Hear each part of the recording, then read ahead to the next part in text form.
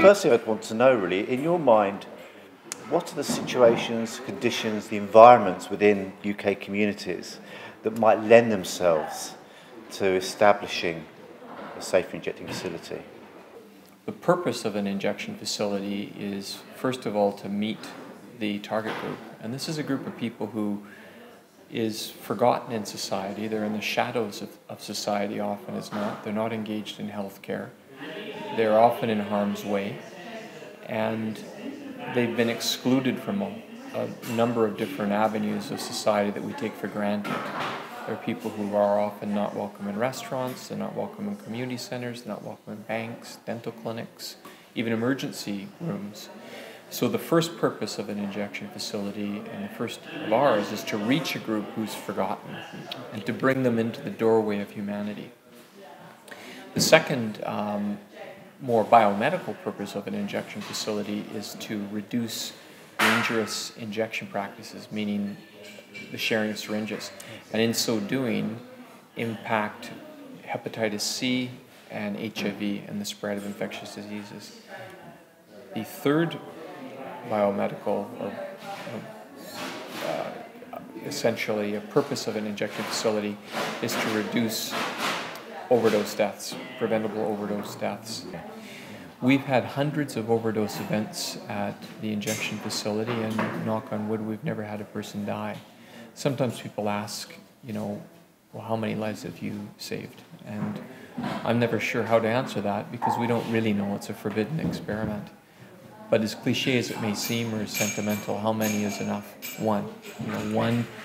One daughter or son or mother or brother, and you've already, I think, shown the beneficence of an injection facility.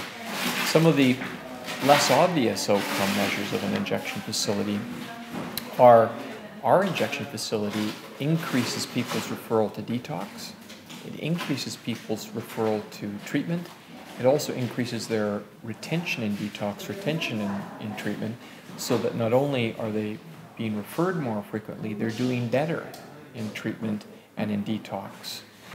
We also, in our facility, and it's certainly possible in any injection facility, we also transition people that want to and that are ready to into employment. So in a given month, we have over 700 people who are active users who are employed in and around our harm reduction initiatives. That could be just simply for a 4-hour shift, and it could be a full-time job with benefits. So it also creates an opportunity for people to enter into the work world, and that could be just very basic in terms of handing out a clean needle, but in so doing saving a life. Okay, yeah. Or it could range up to a supervisory position where they're supervising other people in the provision of harm reduction services. One of the things that people often think is you have to get people ready for work. My view is you give them work to get them ready. Okay. You give people work immediately. So that means a person in our facility can come right off the street and they can work tonight. Okay. A 4-hour shift. They're supervised by another peer, okay, but they're in, say, the chill out lounge, which is an observation area, where the whole point is to engage peers, people with active addictions on the ground, and they're perfectly able to do that, and they have the credibility of the street. And by virtue of having an opportunity, even if it's 4 hours a month, people consider that their job, and they're very proud of it. What success rates are you having with people moving through to detox? Because I'm fairly confident that most people unfamiliar with similar sort of settings would be unaware of that potential. It's essentially treatment detox on demand, and so some people find that difficult to understand. How can you have treatment and detox in an injection facility? Somehow these are mutually exclusive, and of course they're not. Because when's the time for treatment? Well, how about right now? Let's just go upstairs. There's the door right now. Let's go upstairs immediately. I'll bring you upstairs. Tanya's waiting for you, and you have an opportunity to head into detox now, right here, where you live in this neighborhood. As part of that, what we're always trying to do is remove the threshold, the barriers to treatment. So who can come and use Insite? Anyone who's an injection drug user. You don't need to fill out a 6-page consent form. You have to have an intake interview, but you can use a different name. Your name could be Speedboat if you wanted. Okay. And what it does is it means that people aren't afraid to come and use it. And the same goes with the detox. We have higher levels of success in detox and treatment, albeit still it's complicated, and people have a long battle ahead of them in detox and treatment, this population of people. But it's higher in part because we remove barriers there as well. So in many detoxes, essentially or implicitly, you have this 3 strikes and you're out. So you get 3 chances, and either the staff are implicitly kind of grumpy because, oh, here's Danny again. You know, he's not really committed to it in some way. We're not like that. So you can come back 10 times if you want. We'll still open the door to you to detox. And in many ways what happens is people do it one detox at a time, and it's like a stepping stone to a successful life. And what they essentially do is they have respite from the chaos of their lives. They come in from the street, you knock a lot of the chaos out. Maybe they just eat some food and they're no longer malnourished, and they rest. They go back to their life of drug addiction, but the next time they go a little bit farther. Once they've made it through detox, we put them immediately into a treatment program, but the treatment program includes housing and meals. So they get 3 meals a day, and they get housing, and they don't have to leave that until we've transitioned them into housing. We're fortunate to have, we're a housing organization as well, so we have housing stock that we can absorb people into that is very flexible housing, what we call no barrier housing, low threshold housing, which means we'll allow active drug users or people who are trying to maintain their lives but may still use occasionally.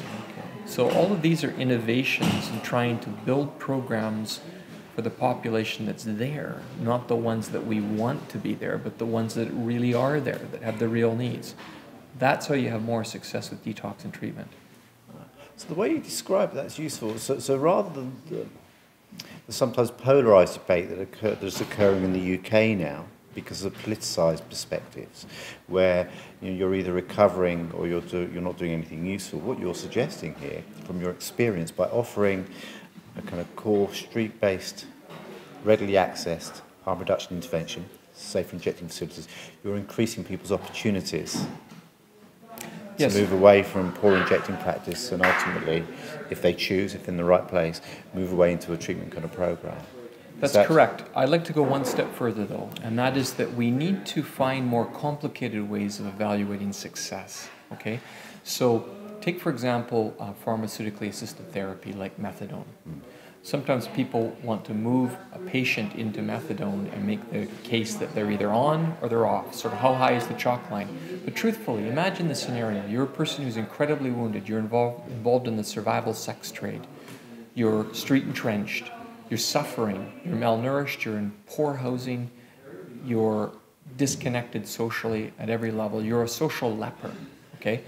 We bring you into treatment, bring you into methadone, and we knock a considerable amount of the chaos out of your life.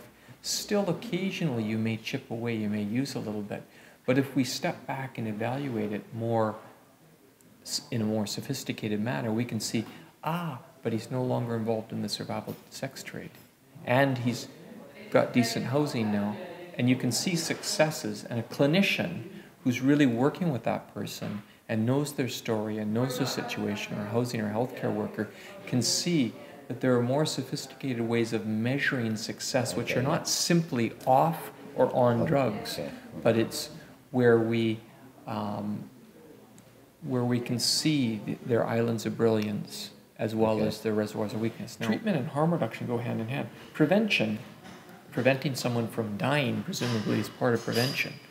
So these things all go hand in hand, and I think they're important to have these categories to discuss them and get everybody in the same tent to talk about them, but let's not lose sight of them. They aren't really distinct from one another. Recovery and harm reduction are all part of the same thing. Who in their right mind hopes for someone to be an addict for the rest of their life? No one does. Not an addict, not a family member, not a treatment provider. We're all hope for the same thing.